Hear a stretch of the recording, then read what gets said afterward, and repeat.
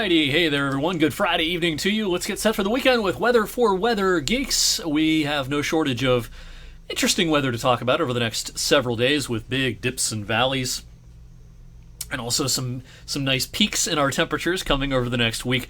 Wanted to start out this evening though talking about not only the future, but the distant future, a couple years from now, 2 years from today in fact. It is the much anticipated U.S. total solar eclipse. Now, if you remember back in the summer of 2017, parts of the U.S. had a total solar eclipse. Around here, it was a partial eclipse, and it was cool, but there's nothing like being in the path of totality. It's not something I've ever experienced, but I'm really hoping we have great weather 2 years from today in the middle of the afternoon when we reach maximum totality. I think it's around 3:15 p.m. We're really hoping for a clear sky because this will be, for most of us, kind of a once-in-a-lifetime opportunity.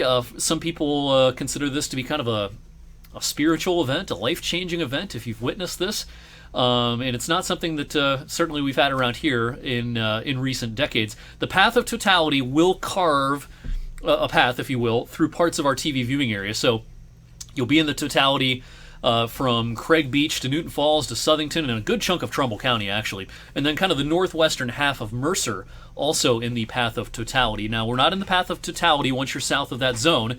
It'll still be really cool, but the path of totality is really the place to be. In the path where totality will last the longest will be about an hour or so to our north and west. So it'll cut through some of the Cleveland area, heading down towards close to Mansfield, kind of between Sandusky and Mansfield. That's where totality will last the longest.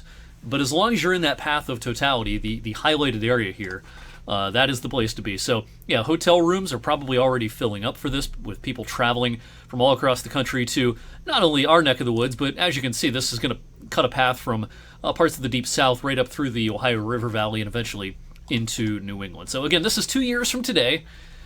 Unfortunately, unlike in August of 2017 when the U.S. last had something like this, we're in a cloudier time of the year, especially in our part of the country in April. So the odds of having a totally clear sky on the afternoon of April the 8th, 2024 are not great, but we're going to keep our fingers crossed for sure. Now let's look backwards real quickly. Much like yesterday, on today's date last year, we had another record high. 81 was the record high we tied yesterday in 2021.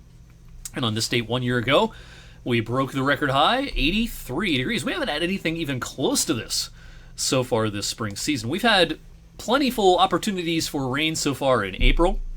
Now your mileage varies, and you're going to hear me say that a lot as we get into the warm weather season. Rainfall totals can vary across the area, even more so than snow totals sometimes. Generally lighter amounts so far in April to the northwest and higher amounts to the south and east.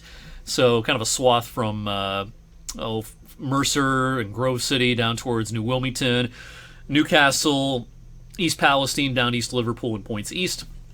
That's where the highest rain totals have been so far this April. All right, we had a nice sunrise this morning, and then clouds quickly thickened up as we got deeper into the morning, and then it was another one of those days where showers just kind of came and went. Some places hardly registered any rainfall. Some places had some pretty good downpours. Here in Youngstown, we didn't really have a whole lot of rain for a good chunk of the day today. In fact, some sun in between those showers, and as I record this at 7:08, we still have a couple of residual showers out there just before sunset this evening. These will fade away over the next couple of hours and will be largely dry for the overnight. Showed you the water vapor imagery last evening. Another look at this, kind of a real cool view this evening. Lots of little kind of swirlies, mesovortices we call these, little areas of low pressure embedded in a larger area of low pressure, a larger trough, which is digging into the eastern U.S. This big trough is what's responsible for our unsettled and chilly weather, not only today, but heading into the weekend as well. Now, as we head through the overnight, there's not going to be much moisture around, but if we do get a shower that tries to move through late tonight and first thing Saturday morning, there might be a couple of snowflakes mixed in with raindrops with that. Not going to be surprised by that at all. As we go through the afternoon on our Saturday, another one of these dashed black lines, these troughs of low pressure, this little spoke of spin in the atmosphere will create more uplift. It will create more precipitation. Again, maybe a snowflake or two in the morning. In the afternoon, we're looking at scattered rain showers. Now, as we go into the second half of the weekend, Sunday morning, there might be a couple of flurries around. By Sunday afternoon, I do think the sky is going to clear. We'll probably see some sun before the mid-afternoon hours are through on Sunday. But then a warm front heads our way, and clouds will increase again Sunday night, and it looks like we've got a decent chance for a couple of showers late Sunday night and into Monday morning along that warm front, and that warm front will unlock the nice warm-up that's coming our way early next week. Nothing warm about the weekend, though. 44 on Saturday, 49 on Sunday. Best part of the weekend will be Sunday afternoon with the sky brightening. That 49, still about 10 degrees shy of average. Interesting week next week.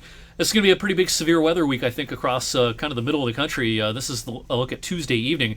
A classic springtime severe weather setup with a big trough over the Rocky Mountain states, moisture being pulled in from the Gulf of Mexico.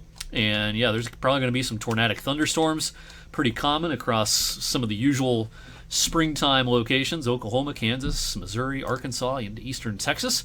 The threat for severe weather will continue on Wednesday, probably a little bit farther south and east for us. Our day that we might have to be weather aware will be Thursday, because as this Mondo low keeps cranking out here, it's going to drive a cold front through, and while our severe weather risk no doubt will be lower here than it will be across the plain states earlier in the week, maybe something we have to watch out for on Thursday with our cold front pushing through. There will also be a winter weather component to this, not here, but while severe weather is raging down here, there may be blizzard conditions near the U.S.-Canadian border early in the week with that strong low-pressure system pushing through. This is the front that not only could produce some gusty thunderstorms around here Thursday, but it will also usher in the much cooler air again just in time for next weekend. I don't think next weekend, Easter weekend, will be as chilly as this upcoming weekend, but it should still be at least a handful of degrees cooler than the average. That'll do it for me tonight and this week on Weather for Weather Geeks. Don't forget, if you follow me on Facebook, I know I haven't posted in a couple of weeks now.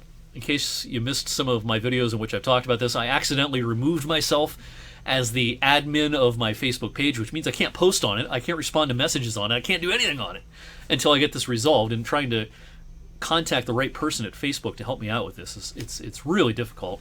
We're gonna give it through the weekend. I might have to just create a new Facebook page and ask everyone to follow me there. Not my first choice, considering my Facebook page has nearly 28,000 followers that's a community I've grown over 9 years. I don't want to just start fresh, but I might have to in order to get a presence on Facebook back. So we might have to pull the ripcord and do that next week, especially if we have, a severe weather threat late in the week. So in the meantime, make sure you're following me on Twitter and Instagram, EricWFMJ there. Have a great weekend, everyone. I'll see you back here on Monday.